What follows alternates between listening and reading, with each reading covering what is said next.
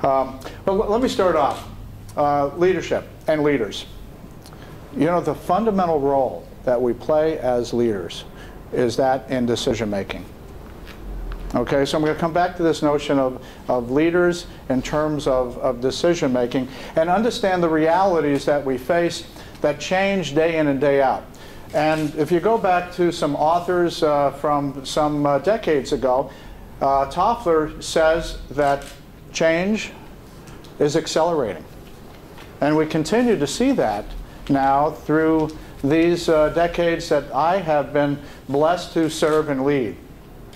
But he really has hit it on the nose many years ago and continues to be very prophetic when he talks about change. And in terms of leadership, you'll hear me kind of connect the idea that within the context of change, there's a certain number of values is one way to put it, certain skills that you might have to have in order to adapt to the changes. And maybe even more importantly, lead the changes themselves. And you have to know yourself in order to do that. But I really start off with understanding that change itself is a very, very valuable construct of which to work and operate and lead and serve. I think Toffler's right on, because there has been an absolute acceleration of the change in our region, in our state, in our nation, and the world.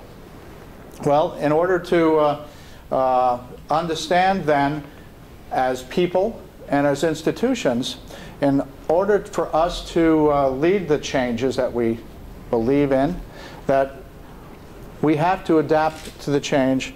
And in order to do that, three things. One, we need to learn. We need to be lifelong learners. We need to understand that that's a habit of mind that you need to seek out, because as I have said in the past, sometimes the truth will change. Because of the changes themselves, there's a different context of which we need to understand and operate. So you need to really learn and continue to learn. Be a lifelong learner. You're going to hear that time and again here in a second. You need to serve. One of the responsibilities we have as leaders, that means that we have followers, but we have to understand that in that connection, we are actually serving them in what we do and how we do it. Service and leadership. Greenleaf is a very good author when he talks about the servant leader. And there's a book that really made an important impact on my life. It was by Greenleaf, and it was called, basically, it was a parable about leadership. And it was about a physics instructor and how he believed in the classroom he had the responsibility to every single individual that he touched as a student, and that he was actually serving them in the context of physics, but he was serving them in the context of life.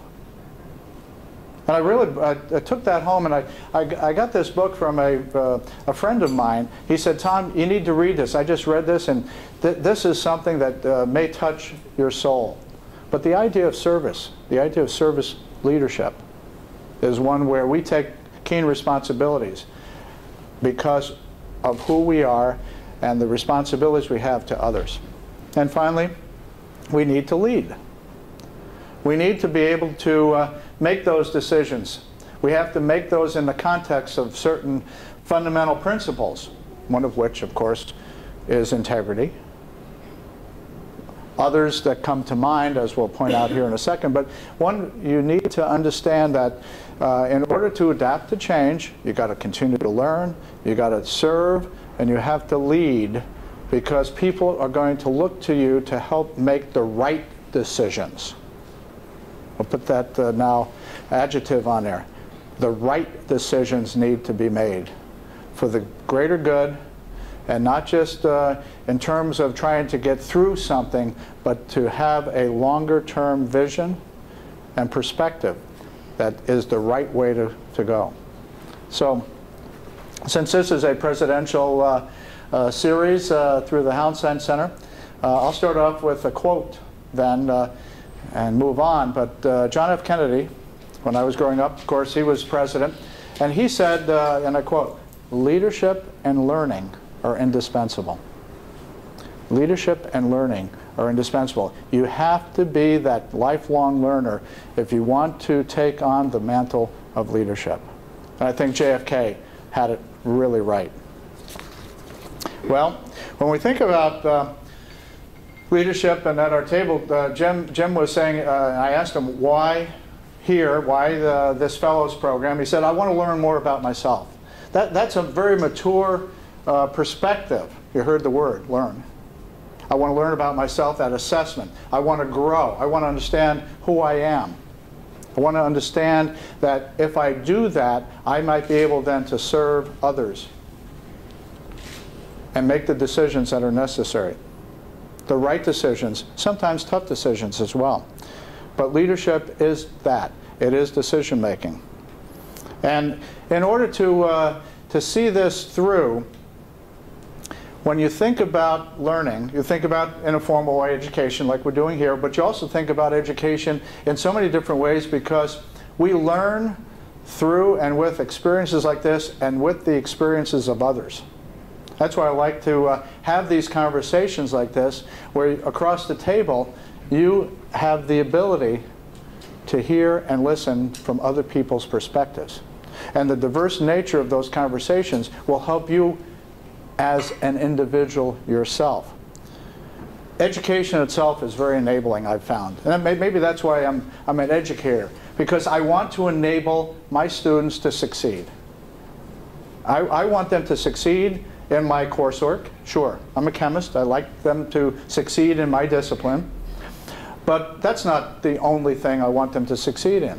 I want them to succeed in certain skills that will be important for the rest of their lives, like critical thinking, working in teams, being able to communicate, deciphering information.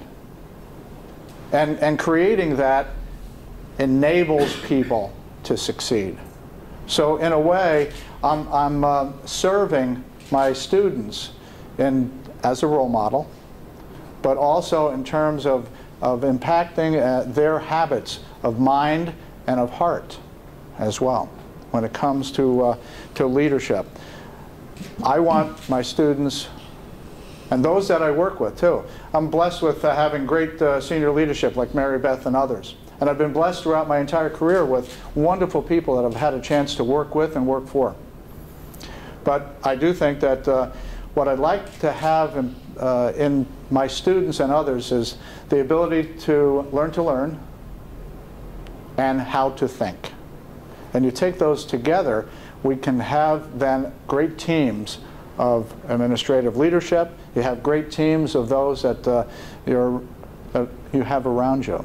And I tried to do the same thing when I was coaching. I had a wonderful time coaching women's softball. And I wanted them to learn the game, but I wanted them to have certain other skills and behaviors that come out of that experiences. And in sport, as in other types of passions, music and theater and other types of performances, you need to learn the game, you have to learn, you have to learn how to think, and then you can perform. And I do believe that through that type of learning from the experiences of others make you a well-rounded individual. Well, one needs, though, to come back to the fundamental question of who are we then as a leader? What makes us tick? And all of us may have our own individual lists of 3 or 4 or 5 or 6 types of circumstances that they know make us tick. And my list may be different from your list, but I would encourage you to develop that list. And then, by the way, that list can change. It's okay. You can adapt. You can learn. But I would encourage you to at least write it down. Write it down. Go back to it. Define it in your own way. Then test it out with others as you listen to others.